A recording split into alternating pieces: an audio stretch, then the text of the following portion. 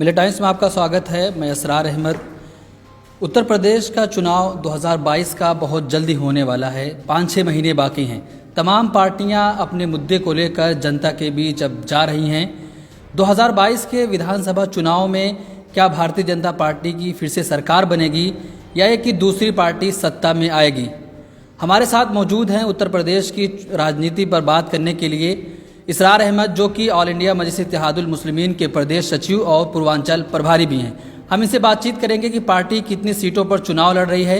चूंकि ये प्रतापगढ़ से ताल्लुक़ रखते हैं तो प्रतापगढ़ में संगठन कैसे मजबूत हो रहा है, कैसे जनता के बीच जा रहा है, तमाम मुद्दों पर बातचीत करेंगे। सबसे पहले आपका स्वागत है मिलेट टाइम्स में।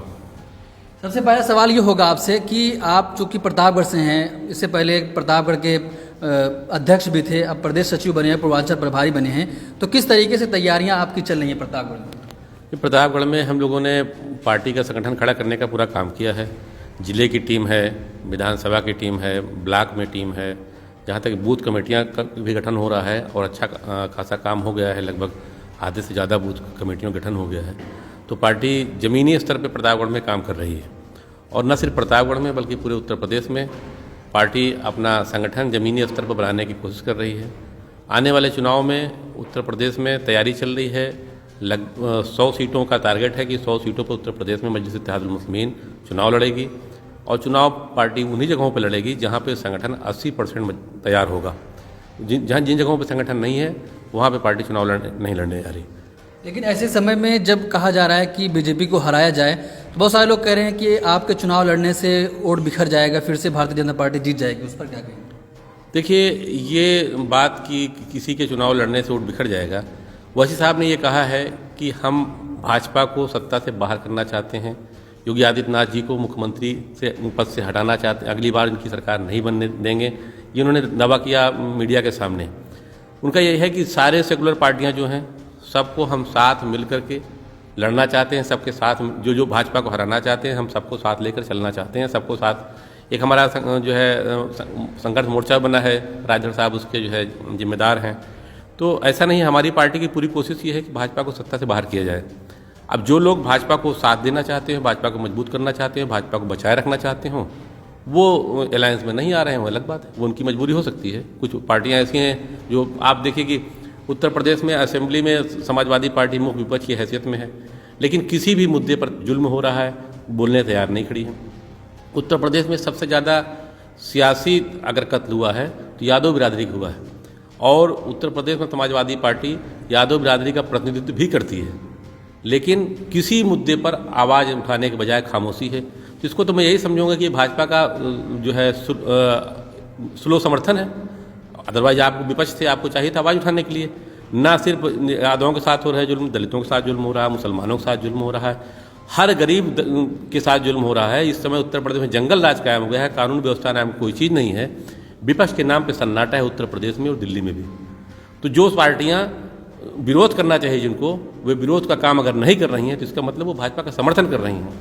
और भाजपा को हराने के लिए उत्तर प्रदेश में मजलिस इत्तेहादुल मुस्लिमीन ने एक संगठन बनाया है, जो 9 पार्टियों का मिलकर एक संगठन है, जो कि इस चुनाव में भाजपा को सत्ता से बाहर करने का काम कर रही है और सारी सियासी सेकुलर पार्टियों को दावत है, आमंत्रित करती हैं कि अब लोग आएँ, एक साथ मिलकर के चुनाव लड़ें और भाजपा को सत्ता से बाहर करें। क्योंकि आप पूर्वांचल प्रभारी भी हैं तो आपसे सवाल ये भी करूंगा कि जैसे कि बिहार में कुशवाहा जिससे आपका गठबंधन हुआ था, लेकिन वो वहाँ सरकार बनने के बाद चले गए नीतीश जी के साथ, अब यहाँ पर राजभर के साथ है, कहीं अगर वो भी आगे चले गए तो आप लोग क्या करेंगे? फिर आपका इमेज खराब होगा ना। भाई देखिए, ये जो है ये बात कहना कि कौन चला जाएगा कौन नहीं चलेगा, अभी जो हमको दिख रहा है उस पर हम बात करते हैं। भविष्य में क्या होगा, कौन जिएगा कौन मर जाएगा, कौन कहाँ चला जाएगा, ये तो भविष्य की गर्त में है और कोई भी कुछ गड़बड़ कर सकता है। और हम ये उम्मीद करके क्यों चलें कि निगेटिव भी उम्मीद करके क्यों चलें, हम पॉजिटिव उम्मीद कर चलेंगे कि हम लोग बर साहब के नेतृत्व में जो है उत्तर प्रदेश में चुनाव लड़ रहे हैं। हमको तो आने वाले चुनाव में राजभर जी को हम लोग मुख्यमंत्री के शकल में देखना चाहते हैं, या जो अलायंस में लोगों को मुख्यमंत्री बनाना चाहते हैं तो हम तो उनको प्रमोट करना चाहते हैं, वो कुछ छोड़ क्यों चले जाएंगे? तो ऐसी ये बात जो है बेबुनियाद है, इसका कोई मतलब नहीं। तो प्रतापगढ़ में किस स्तर पर तैयारी चले, कितनी सीटों पर आप चुनाव लड़ेंगे? प्रतापगढ़ में 3 सीटें हैं, विश्वनाथगंज, रानीगंज और सदर विधानसभा।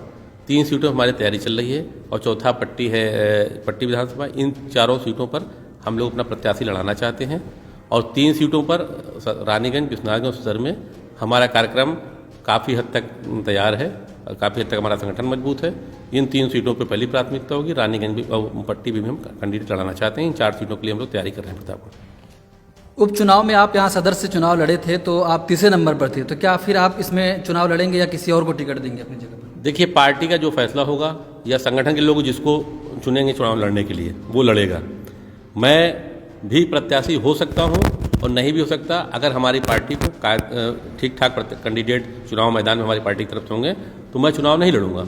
लेकिन हाँ, ये अगर पार्टी के पास अच्छे कैंडिडेट नहीं होंगे तो मैं चुनाव लड़ूंगा। तो चुनाव लड़ना मेरा मकसद नहीं है। मेरा मकसद राजनीतिक रूप से माइनॉरिटी मुस्लिम को राजनीतिक सशक्तिकरण की लड़ाई है।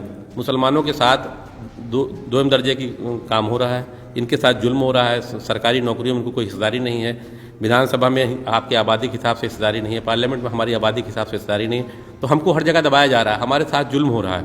हम उस जुल्म के खिलाफ लड़ाई लड़ना चाहते हैं। उसके लिए ज़रूरत इस बात की है कि आप राजनीतिक रूप से सशक्तिकृत हो। अगर आपका राजनीतिक सशक्तिकरण नहीं होगा तो आप इस लड़ाई को आगे तक नहीं ले सकते। एक इसरार विधायक हो जाए या एक आदमी कोई सांसद हो जाए वो मुद्दा नहीं। मुद्दा ये कि हमको इन जनरल पार्टी के लोगों को संगठित करके एक पॉलिटिकल मूवमेंट चलाना है जो कि हमारी लड़ाई लड़ सके और लॉन्ग टर्म लड़ाई लड़ी जा सके। उसके लिए हम लोग काम कर रहे हैं। हमारा चुनाव भी चूंकि इस प्रक्रिया का हिस्सा है, इसलिए हम लोग चुनाव में भी जाएंगे और कोशिश भी ये करेंगे हमारी पार्टी सीट ज़्यादा से ज़्यादा निकाले। लेकिन हमारी लड़ाई सशक्तिकरण की लड़ाई है, हिस्सेदारी की लड़ाई है। हम अपनी हिस्सेदारी चाहते हैं, अपनी भागीदारी चाहते हैं, इसकी हमारी लड़ाई। तो प्रतापगढ़ में क्या मुद्दे होंगे, किन मुद्दे को लेकर आप जनता के बीच जाएंगे? प्रतापगढ़ में जो हालात हैं इस समय कत्ल गारत का माहौल है। इंसाफ नाम की कोई चीज़ नहीं है। थानों पे लोगों को, मुस्लिम नौजवानों को खास करके घरों से निकाल के थाने पे ले जाकर बैठाए रहते हैं। 4-4 दिन 5-5 दिन वहाँ वसूली करते हैं। इस तरह का जुल्म यहाँ हो रहा है और आवाज़ सुनने वाला कोई नहीं है। तो हमारी कोशिश ये है कि न सिर्फ मुसलमानों को, दलितों के साथ भी यही जुल्म हो रहा है यहाँ पर। उन सबको जो के साथ जो पुलिसिया जुल्म है, ये मेन मुद्दा है। जो पुलिसिया जुल्म है इसके खिलाफ हम लोगों की लड़ाई है। दूसरी ये कि हमारे यहाँ अच्छे स्कूल नहीं है।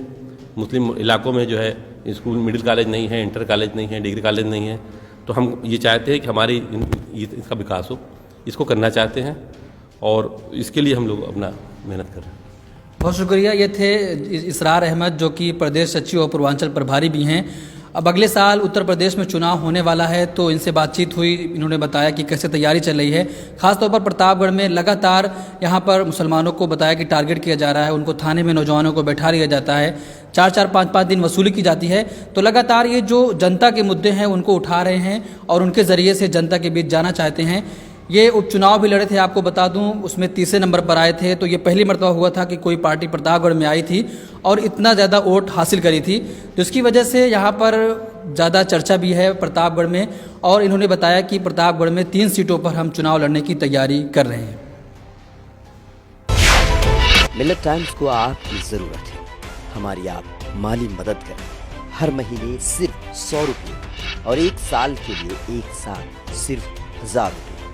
रकम भेजने के लिए यहाँ दिए गए फोन पे, गूगल पे और पेटीएम नंबर का इस्तेमाल कर सकते हैं।